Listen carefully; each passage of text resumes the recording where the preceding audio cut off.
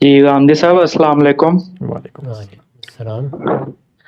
سر میرا سوال نماز سے متعلق تھا۔ قرآن میں جو آتا ہے کہ پیدل چلتے ہوئے اور سواری پر نماز پڑھ لو، تو سر اس کی جو نوعیت ہوگی پڑھنے کی، اس کے بارے میں رہنمائی ذرا فرما دیجیے گا کہ اگر ہم فرض کریں پیدل چل رہے ہیں یا گاڑی یا بائک چلا رہے ہیں ہم، تو وہ سورہ فاتحہ جو پڑھنی ہے اور آیت ملانی ہے، پھر رکوع سجدہ کرنا ہے اور باقی سب کو جو بھی نماز کے اعمال ہیں کرنے ہیں، اس کی ذرا نوعیت سواری پہ اور پیدل چلتے ہوئے بتا دیجیے گا۔ شکریہ اور ضمناً سر یہ بھی بتا دیجیے گا کہ رکوع جماعت کے دوران رکوع میں اگر ہم شامل ہو جاتے ہیں تو وہ کیا ہماری وہ رکعت ہو جاتی ہے یا نہیں؟ بہت شکریہ۔ بہت شکریہ۔ دوسرے سوال کا جواب پہلے دے دیتا ہوں۔ میرے نزدیک آپ کی رکعت ہو جاتی ہے، لیکن اگر اطمینان نہیں ہوتا تو کوئی حرج نہیں، ایک رکعت آپ زائد پڑھ لیں، اللہ تعالیٰ قبول فرمائے گا۔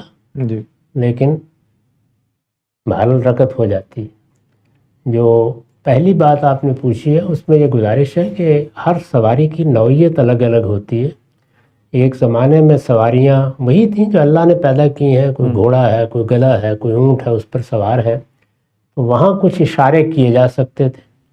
اب اگر آپ مثال کے طور پر گاڑی چلا رہے ہیں تو اس میں بعض اشارے نہیں کیے جا سکتے، تو اس میں اصول یہی ہے کہ جو کچھ پڑھنا ہے وہ آپ پڑھیے، یعنی اذکار میں تو کوئی مسئلہ نہیں ہے، زبان سے ادا کرنے ہیں، اس کا عمل سے تعلق نہیں ہوتا، لیکن اعمال اسی طرح کیے جائیں گے جیسے ممکن ہوں گے۔ یعنی اگر آپ جھک سکتے ہیں تھوڑا سا تو اشارتاً جھک جائیے، اگر آپ رکوع اور سجدے کے جھکنے میں فرق کر سکتے ہیں تھوڑا سا کر لیجئے، اور اسی طرح باقی ساری نماز آپ پڑھ لیجئے۔ سلام پھیرنا ہے، اگر اس میں منہ پھیرنے میں کوئی حرج نہیں پھیر لیجئے، ورنہ السلام علیکم ورحمۃ اللہ کہہ کے نماز ختم کر دیجئے۔ تو اس کا تعلق اس سے ہے کہ آپ کس صورتحال سے دوچار ہیں۔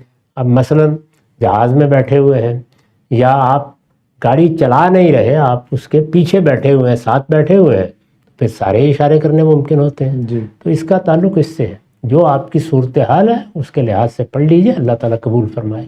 بہت شکریہ سر۔